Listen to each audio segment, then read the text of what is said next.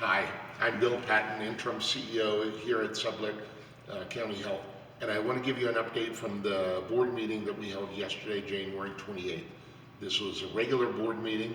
At 5:30, the board had an education session presented by Derek Morkel. Derek is the CEO of Health Tech, which is the management company that we have.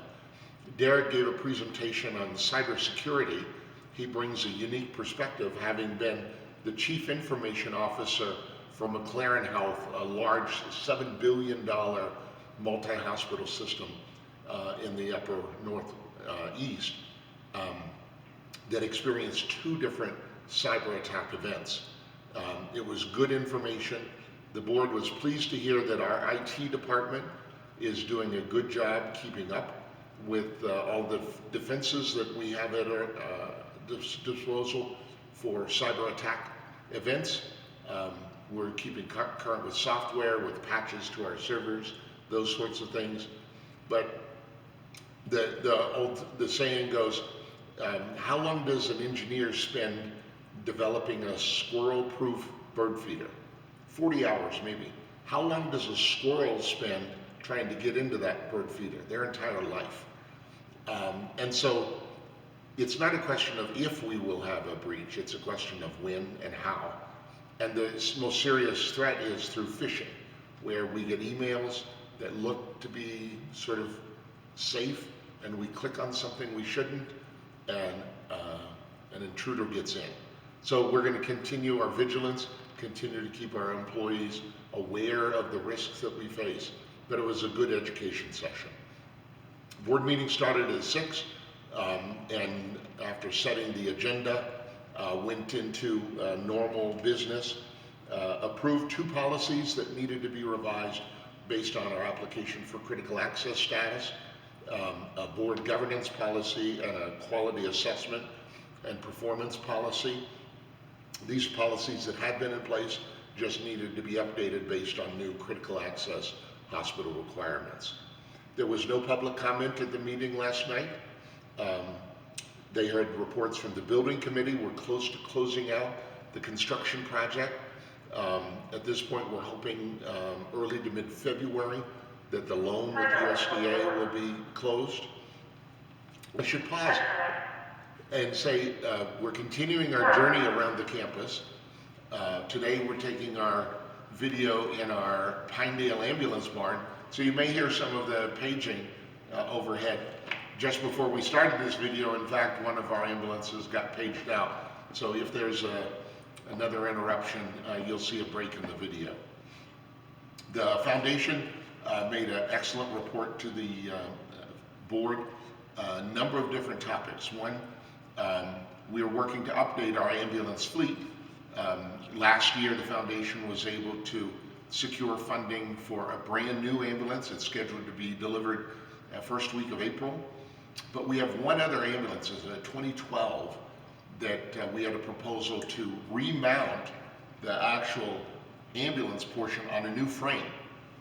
That is about half the cost of a brand new ambulance. New ambulance is almost $500,000. This project is budgeted at about $250,000. Foundation is supporting that to the tune of $91,000, and then we're submitting a grant for the balance of it. So we'll keep you posted, hoping that our grant is approved. That way all of our ambulances would be in the 2020 vintage rather than having something that is a little bit older, not quite as reliable. Foundation also reported that they are rolling over money from last year and then supplementing with additional money for EMS training classes. Very important activity, and we appreciate the Foundation's work in that. Foundation also is updating numbers related to the dormitory project and the office move project. Both of those are underway. In fact, I moved my office at the beginning of this week. So I moved from the hospital campus down to the Sublette Center. Jan, my assistant, Steve, the CFO, we've all moved. A total of about 12 people are going to be moving down the hill. And the purpose of the moves, as I said before, is to make space in the clinic so that we can get more doctors in exam rooms to create more capacity for us. Finance Committee, Steve did a great job presenting both the November and December financial statements. as well as a revised budget to the board. I'm not going to take a lot of time in this video. We'll see about maybe doing a separate video that focuses just on finances, because there have been significant changes as we work to make sure that we have accurate accounting for all of the depreciation expense related to the new building, the interest expense to the bonds on the new building, and then revisions to how we're calculating our expenses and our revenues. I think it would be good to have a little deeper dive just into those topics. So look for a separate video related to those finances. Vicki gave a Chief Nursing Officer's report. We thanked Lane Harrington for her service as the interim Chief Nursing Officer. Lane has completed her on-site service, but now will be working remotely to help us through the inspection. And an update on the inspection, it looks like we are finally in the inspection queue related to critical access status. So they can be here at any time. This is an unannounced survey. We believe that we're ready. This is an important step for us because critical access designation will impact us to the good. We estimate about $11,000 a day. So if you annualize that number, that's almost $4 million. So important step for us. It's nice to know that we're now scheduled. As soon as we can get that survey completed and our plan of correction accepted, then at least we will be in line to be able to begin billing as a critical access hospital, an important part of our long-term financial viability. Dominic Sims from Health Tech gave a report, and he spent a lot of time talking about work that's being done in our accounts receivable. We have two different accounts receivable batches. One is from our old computer system, the University of Utah computer system, and then we have a new accounts receivable from our Ocean Epic.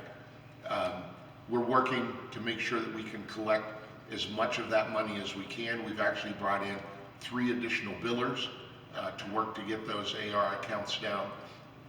And over the next few months, it's money from AR that's going to assist us in being able to cash flow as we wait for the impact of critical access to kick in.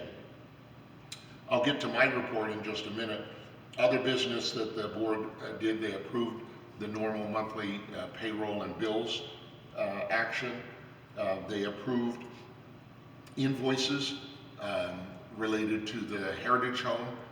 There's a program where it's called an upper payment limit model, that we pay money to the state and then the state pays us money. It's usually a 2-to-1, 3-to-1 ratio. So because of the size of the numbers, the board approved that. Board appointed committees, new committees, finance committee, representatives on the foundation board, all of those were approved. They approved a resolution for that remount of the ambulance that I mentioned earlier. Board had to actually approve us applying for that grant. And then there was an approval for Dr. Burnett's contract to be updated. Dr. Burnett is no longer going to be the medical director of our emergency department. Dr. Darryl McLaren is now doing that service. So Dr. Burnett's contract needed a simple amendment to reflect that change. And then there were a number of credentialing and privileging actions that were taken, just normal business for the board. The board did spend an extensive amount of time in executive session discussing personnel, real estate contracts, and other legal issues. In my report to the board, I covered a number of things, starting with people. We have completed what we're calling some equity pay adjustments. We looked at over 50 of our employees to make sure that they were being paid based on their years of experience, years of service. So that has been done. There's still a little bit of work to be done related to the nurses, both in the clinic, the hospital, and the Heritage Home. So we'll be reporting on that. Our new revenue cycle manager, revenue cycle director, is doing a great job, Mariah Smith. And a lot of the work that we're doing in the AR, Mariah is responsible for leading in a positive way. We received notice from our lead MRI tech that she will be leaving us. so we are taking steps necessary to recruit a replacement. We're doing significant revisions to our PTO policy, paid time off, and as we do that, we are going to temporarily be suspending the PTO donation policy. We just don't want one side of the policy to get out of whack with another one. We are recruiting for additional family medicine docs, and I updated the board that we're going to need a couple of recruiters. We've contacted multiple residency programs, but we're a little bit late in the year for third-year residents. Most of them already have found their assignments for this next year. So we're recruiting, and remember, the idea behind recruiting these doctors is to replace the coverage that we currently have in the hospital and create additional capacity in our clinics so that we can have more spots for you to be able to come and see a doctor here at one of our clinics. Medical staff updates. Cassandra Olson is going to be moving from our urgent care program to the ED. We've hired one person to work in the urgent care, and we're recruiting for a second one. We're starting a new process with our medical staff. On a weekly basis, we're updating them on their incomplete charts so that we can make sure the charts are completed in a timely manner. We're bringing in a trainer to work with our doctors to help them on using the new computer system. We're giving our doctors training and doing coding. It is my sense that there's a lot of work that our doctors do that we're not getting full credit for because we're not properly coding it. And so we're giving the doctors training to help them in that area. And then we're starting a new telepediatric program. This is in conjunction with Intermountain Health.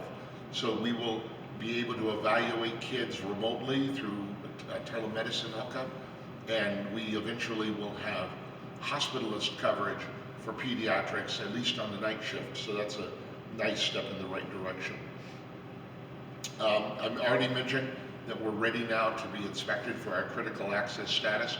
We do have the provisional license. We're just waiting for the survey. In December, we received much higher than anticipated mill levy payment. That is helping us from a cash flow perspective.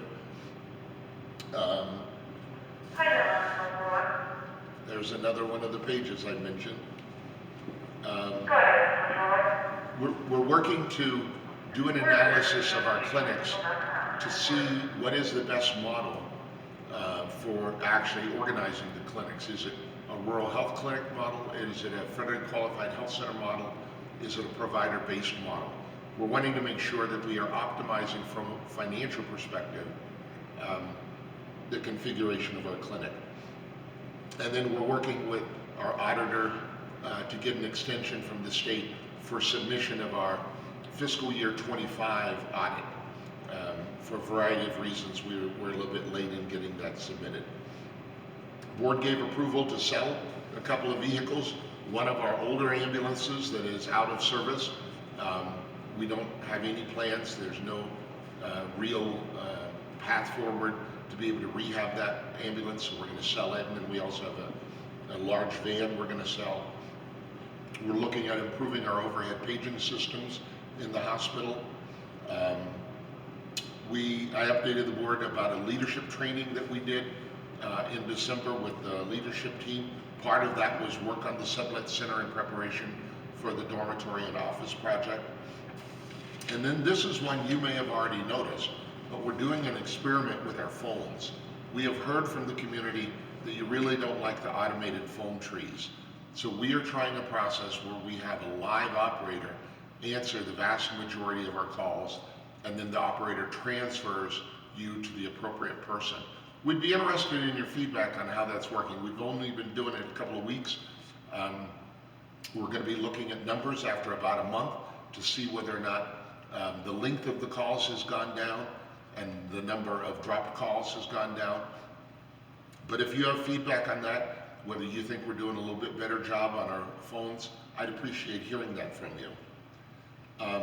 And then an exciting project that we're working on, we're looking at the possibility of having a helicopter stationed on our helipad. This project would not be at any cost to the hospital district, but it would allow us to have much quicker response time in the event that we need to fly someone out. The helicopter would be moved during inclement weather. If another helicopter had to come in, it would be moved. So the board gave approval for us to proceed with the due diligence to make sure that there aren't any hidden concerns with the project. But it's an exciting opportunity for us to potentially have a helicopter stationed on our helipad almost all the time. And then we are working on a documentary series to highlight the challenges of frontier medicine using Pinedale and our brand new little hospital as a case study. Medical staff has already been interviewed for that. Film crew is scheduled to be here this next summer, so it will be exciting to see, assuming this comes to fruition, how our little organization and how our community is spotlighted on a national level. As I mentioned, the board had an executive session, talked about a number of physician contracts and other strategic issues. Happy to answer questions. Hope this update has been useful. Thank you very much.